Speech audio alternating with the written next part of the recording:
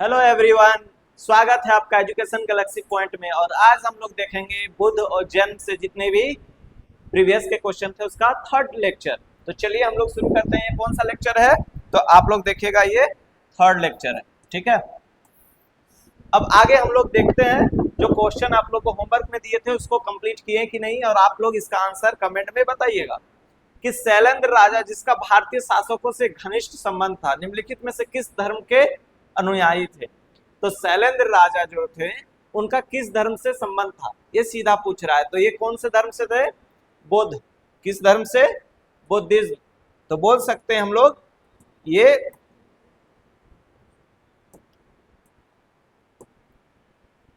Buddhism से related थे, बौद्ध धर्म से। अब आगे इसका हम लोग डिटेल एक्सप्लेनेशन देखते हैं। अब ये क्या बोल रहा है कि शैलेंद्र राजा जो थे जिन्होंने क्या किया था, 8वीं से 13वीं शताब्दी तक दक्षिण पूर्व एशिया के विशेषकर जावा, सुमात्रा और मलय प्रायद्वीप पर शासन किया था। तो ये शैलेंद्र राजवंश है जो क्या किया था कि लगभग 8 से 13 शताब्दी तक क्या है, दक्षिण पूर्व एशिया, जिसमें कौन कौन आता है, जावा, सुमात्रा और मलय प्रायद्वीप, इस पर शासन किया था। वे क्या है, बौद्ध, जो बौद्ध धर्म के महायान संप्रदाय। तो आपको जानना है कि दो पार्ट में बटा हुआ था, महायान और हीनयान, और बाद में हम लोग वज्रयान शाखा भी देखे थे, जो क्या था, जादू टोना या तो बोल सकते हैं उस तरह के एक्टिविटी करते थे। तो ये महायान संप्रदाय से उन्होंने क्या किया था, भव्य वो बौद्ध स्मारक, कहां पर, बोरोबदूर, जो विश्व का सबसे बड़ा बौद्ध मंदिर है। कहां पर? विश्व का सबसे बड़ा बौद्ध मंदिर बोरोबुदूर का निर्माण कराया था। कौन सा? शैलेंद्र राजवंश के राजा शैलेंद्र। अब आगे देखिए, शैलेंद्र शासकों ने पाल वंश जो बंगाल और साथ साथ में चोल वंश जो दक्षिण भारत जैसे भारतीय शासकों में माना जाता है कि उनके साथ क्या था, घनिष्ठ संबंध, राजनयिक संबंध थे और सांस्कृतिक संबंध भी, मतलब एक दूसरे से सांस्कृतिक रूप से भी जुड़े हुए थे। जिन्होंने क्या किया, समुद्री व्यापार मार्गों द्वारा सुगम बनाया, कि व्यापार के लिए समुद्री रास्तों को और सुगम बना दिया। किसके लिए? तो ये दो राजवंश का याद रखिएगा भारत में, कौन सा, पाल वंश जो बंगाल के थे जैसे गोपाल ये सब, और चोल वंश जैसे राजेंद्र चोल ये सब, तो उनसे अच्छा संबंध था। ठीक है, जिससे क्या हुआ कि बौद्ध धर्म और कला का प्रसार बहुत बढ़िया से हुआ। क्लियर है? अब आगे हम लोग देखते हैं, आगे क्या कह रहा है कि जैनों के द्वारा पालन किए जाने वाले 5वें व्रतों में से कौन सा व्रत अपरिग्रह, अर्जन न करना को दर्शाता है? तो ये तो डायरेक्टली आंसर है, आंसर और क्वेश्चन दोनों मिला हुआ है, तो इस तरह का क्वेश्चन तो हलवा होता है। लेकिन हम लोग इसका डिटेल एक्सप्लेनेशन जानेंगे, सिर्फ क्वेश्चन का आंसर देना ही काफी नहीं है। अब देखिए क्या है कि जब हम लोग देखते हैं जैन धर्म में महावर्त, तो जैन धर्म में महावर्त पहला क्या है, अहिंसा। अहिंसा मतलब क्या, नॉन वायलेंस, जिसको हम लोग अहिंसा बोलते हैं। ठीक है, सत्य, सत्य मतलब क्या होता है, ट्रूथ, सत्य। असत्य, असत्य मतलब होता है नॉन स्टीलिंग, मतलब चोरी करना, चोरी करना को बोलते हैं, और चोरी नहीं करते उसको असत्य बोलते हैं। ब्रह्मचर्य, सेलिबेसी, ब्रह्मचर्य का पालन करना। ठीक है, ये सब चीज। और लास्ट में क्या है, अपरिग्रह मतलब नॉन पोजेशंस, अपरिग्रह मतलब किसी धन को इकट्ठा करके नहीं रखना। ये सब सभी क्या है, 5 व्रत हैं किसके, जैन धर्म के। और इसमें से ब्रह्मचर्य कौन जोड़े थे, बर्दवान महावीर। ठीक है, और इनमें से 4 जो है पहले से ऋषभदेव के द्वारा दिया गया था। ठीक है, और हीनयान में और महायान में जब डिफरेंस देखिएगा तो इसमें भी बहुत सारा डिफरेंस इसी में आता है। ये व्रत मुख्यतः तपस्वियों, जो तपस्वी लोग होते हैं, जिसे भिक्षुओं और भिक्षुनियों, जैसे हम लोग मॉन्क और नन दोनों का बात करते हैं, के लिए, लेकिन गृहस्थ लोगों इनका पालन अनुव्रत नामक एक सौम्य रूप में करते हैं।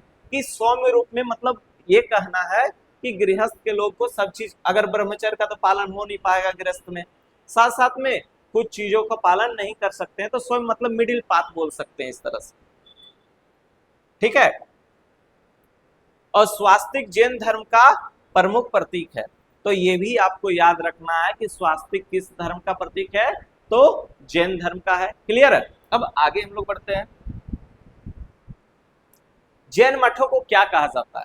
देखिए ये बहुत इंपॉर्टेंट क्वेश्चन है एनटीपीसी का कि जैन मठों को क्या कहा जाता है। तो मठों को हम लोग देखिए मोनेस्ट्रीज जो है इनको क्या बोला जाता है? तीर्थ नहीं, श्वेतांबर ये तो नहीं है, अपरिग्रह ये भी नहीं है, बसदियां क्या है? बसदियां इसका राइट आंसर होगा। क्या होगा?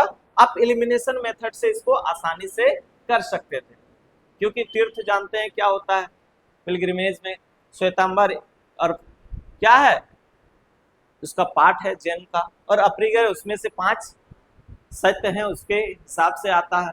तो ये सब चीज हम लोग एलिमिनेशन मेथड से क्वेश्चन को कैसे सॉल्व कर सकते हैं। अब आगे इसका डिटेल एक्सप्लेनेशन हम लोग देखते हैं कि जैन धर्म में मठों को क्या बोला जाता है या मंदिरों को बसाड़ी बोला जाता है या बसादी। ठीक है, यह शब्द मुख्य रूप कर्नाटक और दक्षिण भारत के अन्य क्षेत्रों में प्रयोग किया जाता है। कहां? दक्षिण भारत में। ये चीज क्लियर है। अब आगे क्या है कि भिक्षुओं का निवास और शिक्षा का केंद्र और धार्मिक अनुष्ठानों के स्थल के रूप में बसाड़ी जो जैन का भिक्षुओं के लिए क्या है? निवास स्थान भी है, शिक्षा का केंद्र भी और धार्मिक अनुष्ठानों का स्थल के रूप में भी कार्य करते हैं। आगे क्या कह रहा है कि प्राचीन काल में इनका निर्माण जैन शासकों और व्यापारियों द्वारा किया गया था। कि प्राचीन काल में जो शासक होते थे जो क्या करते थे? जैन धर्म को बढ़ावा देते थे, उनके द्वारा, या फिर बहुत सारे ऐसे भी क्या है व्यापारी हैं वो भी किए थे। श्रवण बेलगोला स्थित बसाड़ी ऐसी स्थापना प्रमुख उदाहरण है। ठीक है, श्रवण बेलगोला कहाँ? कर्नाटक में है। क्लियर है। अब आगे हम लोग बढ़ते हैं। देखिए इस क्वेश्चन को आप लोग आसानी से कर सकते हैं, लेकिन थोड़ा सा अच्छा से देखिए। आईबीएसए का क्वेश्चन है। क्या कह रहा है कि एलोरा जो महाराष्ट्र में 6ठी से 10वीं शताब्दी ईसा पूर्व के बीच निर्मित चट्टान कट गुफाएं कुछ ऐसी गुफाएं शामिल करती हैं जो डैश से संबंधित है, मतलब किस किस धर्म से संबंधित है। तो जब हम लोग एलोरा की महाराष्ट्र में गुफाएं देखते हैं तो वो क्या है? केवल बौद्ध और जैन धर्म से नहीं, ओनली बौद्ध धर्म से नहीं, ओनली जैन धर्म से नहीं, ये तीनों से है, बुद्धिस्ट, जैनिज्म और हिंदू तीनों से रिलेटेड है। ठीक है, तो आपको जब भी पूछा जाए कि एलोरा महाराष्ट्र की जो गुफाएं हैं जो क्या है? चट्टान कट मतलब रॉक कटिंग्स बोलते हैं, जिसको क्या है बड़े बड़े पत्थरों को काट करके गुफाएं बनाई गई हैं, वो क्या है? कौन कौन धर्म से संबंधित है? तो वो बुद्धिज्म भी है, जैनिज्म भी और हिंदुज्म भी है। क्लियर है। अब आगे हम लोग देखते हैं आगे क्या कह रहा है कि एलोरा की गुफाएं दक्कन के पठार में स्थित है। एलोरा की गुफाएं कहां पर है? दक्कन के पठार में उपस्थित है। एलोरा में सेलकृत गुफाएं, जो सेल मतलब क्या होता है? पत्थर से, 3 धर्मों का, कौन कौन सा? बुद्ध, जैन और हिंदू धर्म, ये तीनों धर्म से जुड़ी हुई है। इन गुफाओं का निर्माण अगर पूछा जाए कि किसके काल में किया गया था, किस वंश के, तो राष्ट्रकूट। इनके राष्ट्रकूट, दंती दुर्ग का आप लोग नाम सुने होंगे, वो किस वंश से थे? राष्ट्रकूट के संस्थापक थे। और ये क्वेश्चन पूछा गया और ये शासन काल में हुआ था। क्लियर है। अब आगे हम लोग देखते हैं आगे क्या है कि गुफाएं किस क्रम में व्यवस्थित है, मतलब कौन सा कर्म किस धर्म से रिलेटेड है, यहां से भी क्वेश्चन पूछा जाता है। तो गुफाएं 1 से 12 तक। तो देखिए पहले बौद्ध धर्म को आप लोग ले लीजिए कि क्या है? गुफा 1 से 12 तक किसमें है? तो आप लोग बौद्ध धर्म से लीजिएगा। ठीक है, किससे? बौद्ध धर्म से। उसके बाद क्या है? गुफाएं 13 से 29 तक, मतलब 13 से 29 तक हिंदू हैं, मतलब हिंदू धर्म से संबंधित है। प्रसिद्ध कैलाशनाथ का मंदिर, तो कैलाशनाथ का मंदिर कहाँ है? एलोरा की गुफाएं कहाँ? 13 से 29 के बीच में। अब गुफाएं 30 से 34 जो जैन गुफाएं क्या है? ये सब जैन गुफाएं हैं। तो आप लोग रिकॉल कर सकते हैं कि 1 से 12 तक किसमें है? तो आप लोग बोलेंगे बौद्ध से। ठीक है, उसके बाद क्या है? 13 से, देखिए 13 से कहां तक है? लगभग 29 तक है, ये हिंदू से। और जब हम लोग 30 से 34 जा रहे हैं तो यहाँ क्या होगा? जैन से होगा। तो इस तरह से आप लोग याद रख सकते हैं सीक्वेंस कि पहले कौन? बुद्ध, फिर हिंदू, फिर जैन। ठीक है। अब कैलाशनाथ मंदिर दुनिया का सबसे बड़ा अखंड मंदिर। अखंड कहने का क्या सेंस है? देखिए कि एक ही मोनोलिथ, ये जो वर्ड है ना मोनोलिथ, ये क्या है कि एक ही पत्थर को काट करके बनाया गया, अलग अलग पत्थर को नहीं, एक बहुत बड़े पत्थर को काट करके उसको मंदिर का स्वरूप दिया गया है, उसी को मोनोलिथ बोल सकते हैं, या फिर उसको हम लोग खंड मंदिर बोल सकते हैं, जो ऊपर से नीचे तक क्या गया है, उकेरा गया है। ये देख रहे हैं, ये फिगर जो है आप लोग को अगर दिख नहीं रहा है तो इसको हम थोड़ा सा और विजिबल कर देते हैं बड़ा, कि आप लोग को दिखे। देखिए ये क्या है, एलोरा की गुफाओं में जो मंदिर है वो दिखाया गया है, कैलाश मंदिर का। अब आगे हम लोग देखते हैं, तो अगर पूछा जाए कि टोटल एलोरा में कितनी गुफाएं हैं जो महाराष्ट्र में है, तो लगभग 34 हैं। कितने? 34 हैं। तो ये सब चीज आप लोग को याद रखना है फैक्ट के साथ। अब हम लोग आगे चलते हैं। देखिए दोनों का ध्यान से पढ़िएगा कि नीचे दिए गए कथन ए और कारण आर पढ़ें और विकल्प को चुनें। गंधार शैली बुद्ध मूर्तियों को हेलेनिस्टिक विशेषताएं दिखाई देती है। इस शैली में बुद्ध के सिर के घुंघराले बाल और इसमें विशिष्ट हेलेनिस्टिक तत्व दिखाई देते हैं। अब देखिए ये एसएससी फेज 13 लगभग क्या है 2025 में पूछा गया है। तो इस तरह का क्वेश्चन आजकल एग्जाम में आ रहा है। तो पहला कथन है, दूसरा कारण है। तो गंधार शैली जो क्या है, एक तरह का मूर्ति बनाने का कला है, ठीक है। इसमें क्या बोल रहा है कि बुद्ध की मूर्तियां हेलोनिस्टिक या हेलोनिस्टिक्स विशेषताएं दिखाई देती है। तो हम लोग बोल सकते हैं कि ये पहला कथन सही है। इस शैली में बुद्ध के सिर में घुंघराले बाल हैं जो विशिष्ट हेलोनिस्टिक तत्व को दिखा, तो इसका कारण भी बताता है कि घुंघराले बाल जो है वो किसको दिखा रहा है, कि हेलोनिस्टिक दिखाई दे रहा है। तो यहाँ पर हम लोग देखेंगे कि दोनों ए और आर सत्य हैं और आर ए का सही स्पष्टीकरण है। देखिए क्वेश्चन को ध्यान से देखना है कि both A R true but A R not correct explanation of. तो यहाँ नहीं बोल रहा है, यहाँ हाँ बोल रहा है, तो हम लोग किसके साथ जाएंगे, पहले वाले के साथ जाएंगे। क्लियर है? अब इसका आंसर क्या है हम लोग देखते हैं। क्या है कि गंधार, देखिए दोनों करेक्ट है, बोथ ए और R true and R is the correct explanation of A. अब यहाँ पर आप लोग जब एक्सप्लेनेशन देखेगा तो कुछ वर्ड और कुछ टर्म उसमें क्या होते हैं, मिलते जुलते हैं, तभी आप उसका राइट एक्सप्लेनेशन देख सकते हैं। क्योंकि पहला क्या होगा, एसर्शन होगा, दूसरा उसका रीजन होगा। यहाँ गंधार कला शैली जो पहली से कितना 4वीं शताब्दी ईस्वी तक भारतीय उपमहाद्वीप गंधार क्षेत्र, जो वर्तमान में अभी गंधार जो कहाँ पाकिस्तान और अफगानिस्तान का क्षेत्र है, उसी को हम लोग गंधार का क्षेत्र बोलते हैं, में विकसित हुई थी। वहां मूर्ति थी किनकी, बुद्ध जी की, जिसको उन्होंने तोड़ दिया अफगानिस्तान के लोगों ने।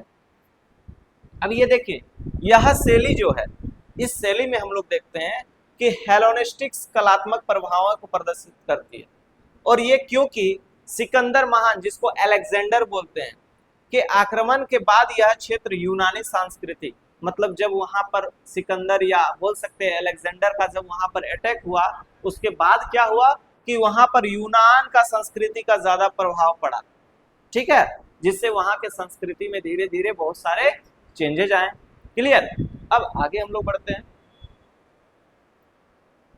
देखिए गंधार बुद्ध की मूर्तियां यूनानी देवता जैसे शारीरिक विशेषताएं, हालांकि बुद्ध की मूर्ति यूनान का उसमें क्या है कि जब सांस्कृतिक, तो उस तरह के बहुत सारे आर्किटेक्ट आर्ट को भी अपनाए। तो यहाँ देखा जा रहा है कि गंधार बुद्ध की मूर्तियां यूनानी देवताओं जैसे, जैसे वो यूनानी देवताओं को बनाते थे, उसी तरह से शारीरिक विशेषताएं और विस्तृत अलंकार देख रहे हैं किस तरह से बनाया गया है, यथार्थवादी शैली को प्रदर्शित करता है। ये चीज क्या है कि जब हम लोग देखते हैं कि कर्ली हेयर, तो ये बात है ठीक है, किससे, ओपोलो से है, इससे इंस्पायर है। और इसमें क्या है, इलोंगेटेड एयर, मतलब घुंघराले बाल ओपोलो से प्रेरित है। लंबे कान और विशिष्ट चेहरा की संरचना हेलोनिस्टिक्स कला के स्पष्ट तत्व हैं। मतलब ये सब चीज जो है वो हेलोनिस्टिक कला का क्या है, विशेषताएं हैं। क्या, घुंघराले बाल, लंबे कान और विशिष्ट चेहरे की संरचना। चेहरे की संरचना देख रहे हैं, ये क्या है, हेलोनिस्टिक कला का।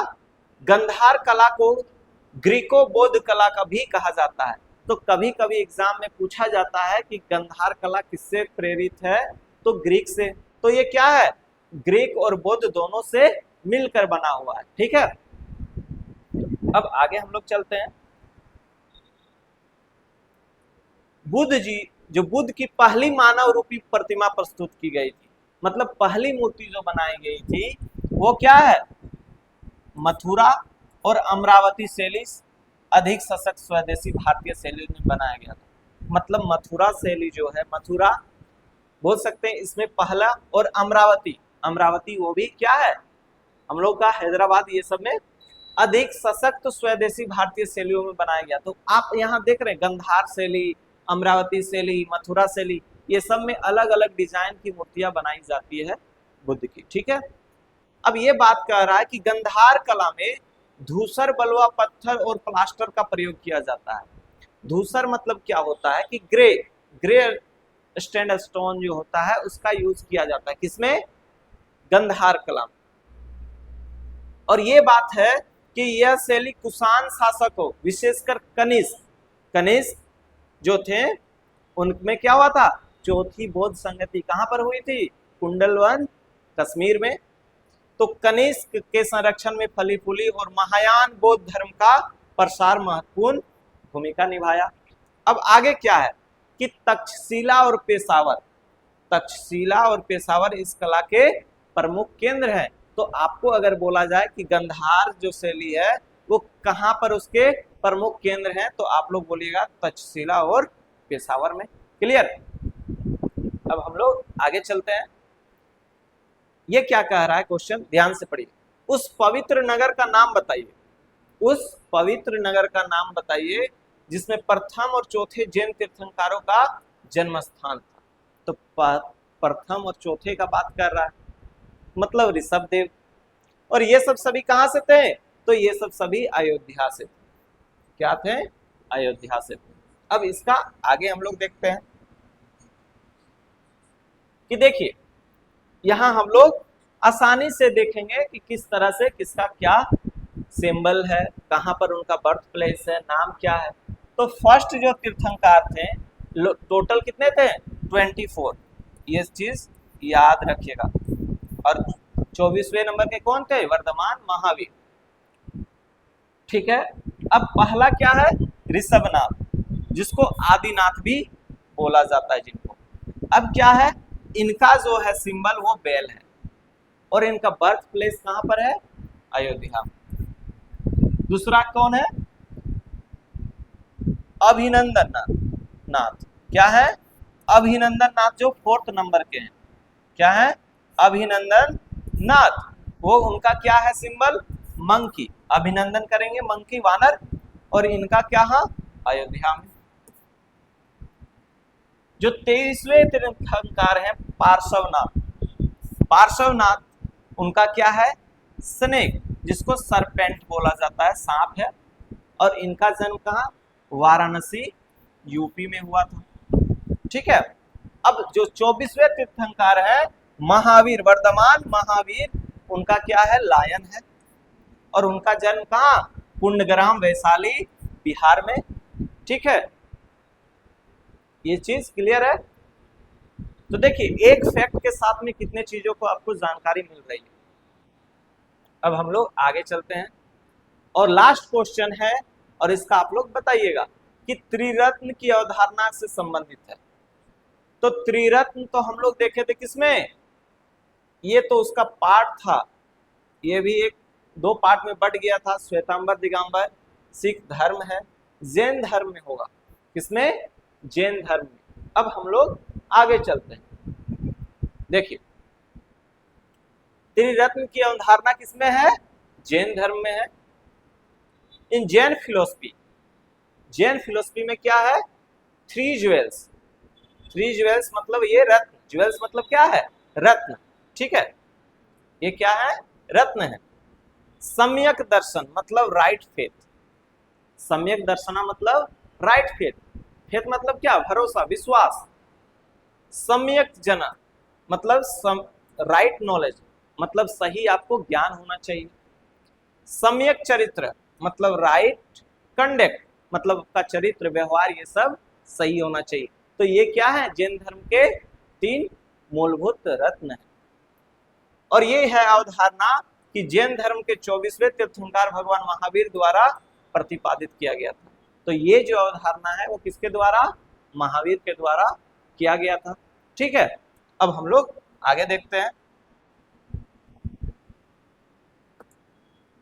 अब त्रिरत्न जो है, ये ध्यान दीजिए कि त्रिरत्न व्यक्ति के कर्म को बंधन से मुक्त होकर मोक्ष मतलब मुक्ति प्राप्त करने में सहायता करता है। कौन, त्रिरत्न। सम्यक ज्ञान दिया हुआ था ना, जिसको हम लोग नॉलेज बोल सकते हैं, फेथ मतलब विश्वास, और आप जो प्रयास चरित्र, आपका ये सब तीनों क्या कर सकता है, आपको कर्म के बंधन से मुक्त होकर मोक्ष प्राप्त करने में सहायता कर सकता है। यह जैन शिक्षाओं के आधार पर है। किस पे, जैन शिक्षाओं के आधार पर, जिसको आगमों, आगम मतलब क्या होता है, जैन आगम मतलब इसके पवित्र ग्रंथों में इसका उल्लेख है। उनके जो पवित्र ग्रंथ हैं उसमें इसका उल्लेख है। जैन प्रमाणिक ग्रंथों को आगम कहा जाता है। तो जो प्रमाणिक बोल सकते हैं कि वैसे सेक्रेट टेक्स्ट जो क्या है, कॉलोनियल टेक्स्ट है, मतलब उसको प्रमाणित किया गया है, वो सब सभी क्या है, उनको आगम कहा जाता है। अब देखिए, अर्धमगधी जिसको हम लोग प्राकृत बोलते हैं, अर्धमगधी प्राकृत भाषा में रचित है। तो ये सब सभी किसमें, तो आपको जैन लिटरेचर जो है वो किसमें, अर्धमगधी प्राकृत में उनको लिखा गया है। ठीक है, कौन से लैंग्वेज में, अर्धमगधी प्राकृत में। सबसे पुराना पाठ क्या है, तो अगर आप देखते हैं तो ओल्डेस्ट सबसे पुराना क्या है, अचरंगा सूत्र। क्या है, अचरंगा सूत्र। और महावीर का जीवन जो लाइफ है महावीर का, वो किसमें है, भागवती सूत्र में। किसमें है, भागवती सूत्र में है। साथ साथ में आप देख रहे हैं कि ये जो बात कर रहा है कि कॉमन इन बोथ सेक्ट मतलब दोनों संप्रदायों के लिए समान है, क्या, कि तथर्वथा सुत्ता, तथर्वता सुत्ता। अब आगे हम लोग देख रहे हैं कि ऑथर ऑफ कल्प सूत्र, कल्प सूत्र के रचयिता कौन है, क्या है, भद्रबाहु। भद्रबाहु जो क्या है, जैन धर्म जो है जिसमें 2 पार्ट बट गया था, एक क्या था, श्वेतांबर, एक दिगंबर। तो स्थूल भद्र तो वहीं रह गए, और कौन, जब आप भद्रबाहु को देख रहे हैं वो साउथ में चल गए थे और उन्होंने दिगंबर संप्रदाय का ये किया था। तो यहाँ से आप लोग देख रहे हैं कि किस तरह से हम लोग डिटेल एक्सप्लेनेशन के साथ क्वेश्चन को देख रहे हैं। ठीक है, अब आगे हम लोग देखते हैं। चलिए, तो इसके साथ आज ये जैन और बौद्धिज्म का लेक्चर कंप्लीट हो गया। तो मिलते हैं नेक्स्ट क्लास में इसी जोश के साथ में और नए नए टॉपिक के साथ। जय हिंद, जय भारत, थैंक यू।